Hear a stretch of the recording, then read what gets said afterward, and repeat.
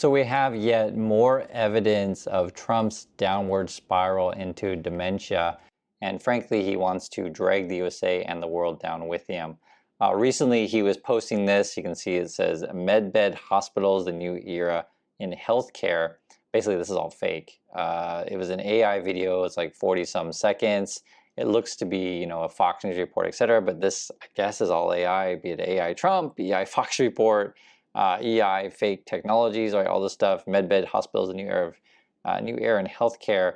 And effectively, if you hang out in QAnon circles, which I don't, but if you do, I guess they believe that all the stuff that you see in, your favorite sci-fi and TV shows and movies is real. That's kind of who these people are. They believe in nonsense.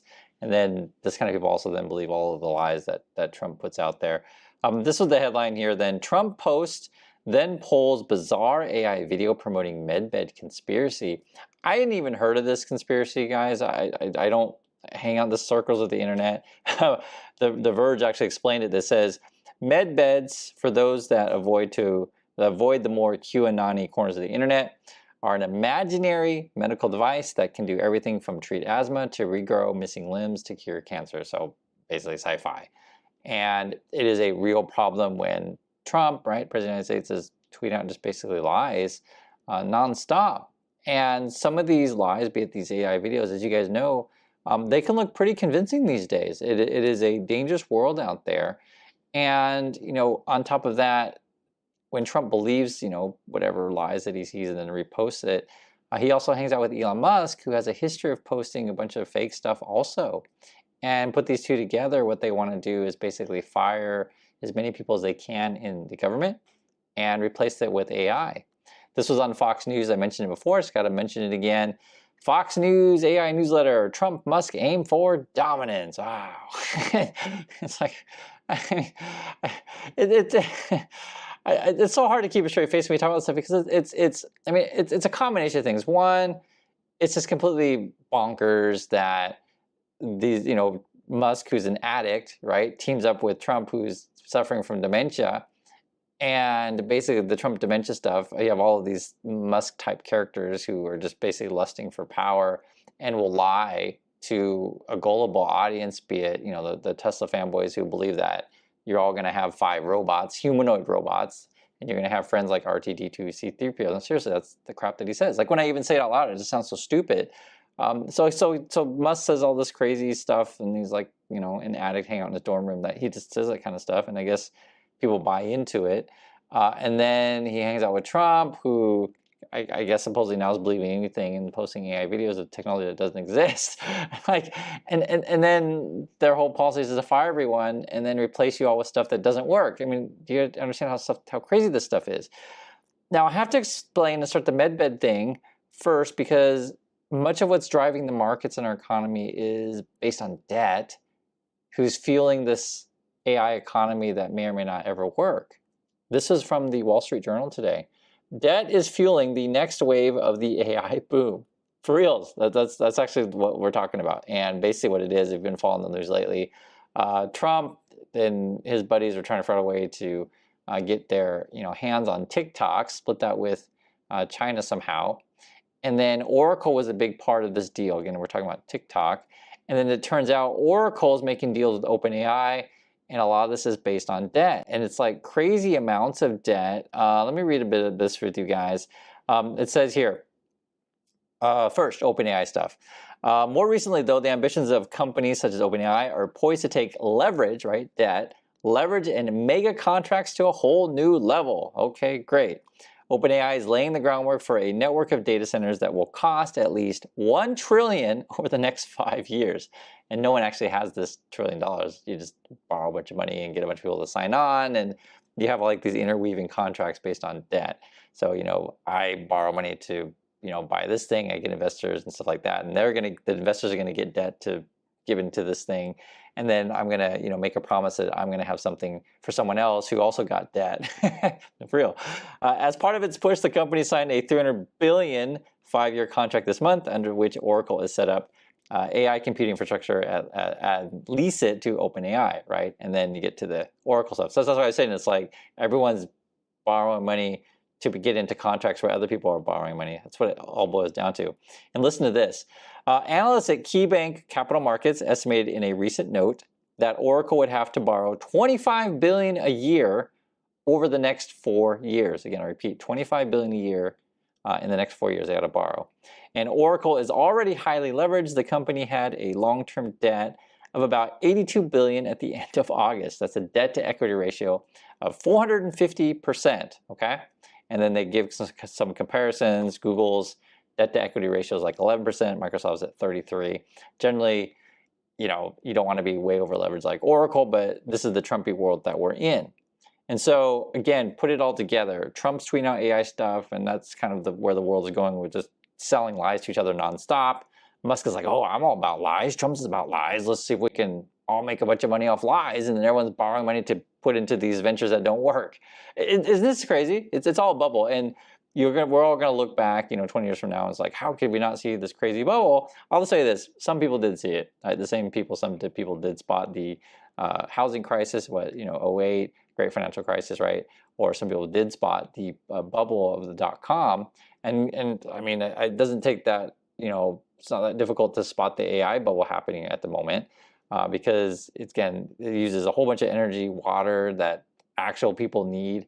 And then you're also basing this on, we're going to fire a bunch of people to save money to pump in AI. And then Trump's the president. I mean, it isn't obvious that there's a real problem here. And then you have this also in the news. We have another bankruptcy, First Brands, which we've been warning about for a while. Looks like it ended up happening. It's like an auto parts dealer in Ohio. And this is after Tricolor Auto declared bankruptcy. And you put these together is that the question is this a canary in the coal mine where you have bankruptcies in the auto loan market? Is that going to predict other bankruptcies coming down the pipeline?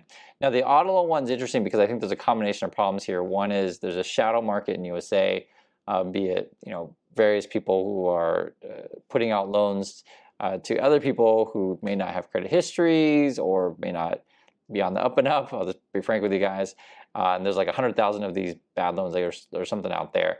And then the auto parts one is also connected because they could be deeply affected by both the Tricolor thing and the Trump tariffs. So the dominoes will start to roll the same way with the AI stuff when everyone's borrowing and suddenly someone realizes, oh my God, I got to pay somewhere. So listen to this description of one thing regarding the Tricolor thing, and I want you to understand how people get connected. So it says, Christopher Pickens and his family said they traded in their old car and bought their new vehicle from Tricolor last month. Okay, trade in a car, get a new vehicle. I get that. Here's a quote. The vehicle we traded in, when is that going to be paid for? Oh, it's not paid for, okay. Because that's damaging my credit. I'm very angry. Okay, so you trade in someone and I guess they didn't do their part of the bargain. Court records confirm Tricolor has more than $1 billion in liabilities and between $1 and $10 billion in assets as it filed Chapter 7 bankruptcy. And that's what the person continues to say. Why should I pay for a vehicle that, if they're going to breach the contract and not contact anybody and leave everybody high and dry, why should we have to do the same, right? And I understand that people are upset, but any of these kind of things that ends up happening is the little person ends up, getting screwed, basically what it boils down to. And so, this is over at Moody. I'll read what they say. They say here, automotive expert Brian Moody says it's important to not miss your payments even if the dealership has gone bankrupt. This whole problem. No matter what anybody says, you should keep paying the loan, and here's why. If you got a car from one of these dealerships, Tricolor being one of them, your loan is not with the dealership. Most likely it's with a financial institution. And then the problem is, if you check out what financial institutions are doing, they're getting involved with Musk stuff, AI stuff, and Trumpy stuff, etc. And then you have this where Trump wants to make it so that there is less financial reporting and less regulation on Wall Street. And effectively what it all boils down to, if you create this, again, Trumpy world, we're all investing in a bubble based on leverage and reducing regulation so no one checks in this stuff. And ultimately, it's all going to come crashing down. I'm telling you, it's a house of cards. It's obvious. You can see it happening. And this week is key because we may not be going in a government shutdown. I keep seeing news about this stuff. I think it's Tuesday at midnight. So I mean, we're going to find out real soon what's going to happen here. And then you've got the Fed worrying about inflation right here. Cleveland's Fed's Hammock warns challenging time amid inflation worries. Of course, I mean, we all do. Trump says that we beat inflation already, and I guess according to Trump, it's zero. And I guess we, when I go to the store, I guess the store pays me to come there, right? According to Trump, because things are so good, like the store pays me. But you guys know the reality when you go to the store. It's not like that. You're just like, oh my God, how can I, keep up with the cost of stuff? Because like changes will, price changes will happen overnight, as you guys know. And then you got Trump threatening to fire lots of federal workers. It is a just chaotic time right now. And I know we haven't even been through a year yet of this stuff, but I do want to keep you updated. And I also just want to tell you guys flatly, I'm happy to have you in the community. It's great to be able to talk about each other. I think we have the best community on the internet. For those of you who hang out community and converse with people in the comments, you guys will know exactly what I'm talking about. We got a great community, and it matters because when you see all the stuff happening daily on a basis that where Trump just does nonstop stuff, the news seems more and more chaotic. Seems like more people are fighting each other. You just get upset and be like, why can't we just be normal? why can't we just have a boring government, right? I mean, seriously, because that's what you want. You don't want to ever be honestly talking about the government nonstop of like, what stupid crap are they doing today? You just want your roads to work, your television to work, right? Your power to be affordable, your housing to be affordable. Like, you just want things to function so you can go about your life and take care of your family. But on a daily basis, like, people are worried about their jobs, worried about the costs. And then the really big money is figuring out ways to steal your retirement, kill the economy. It's extremely frustrating. So I'm trying my best to keep everyone informed about, hey, this is what's going on, and you do need to pay attention to stuff. Don't ignore this stuff.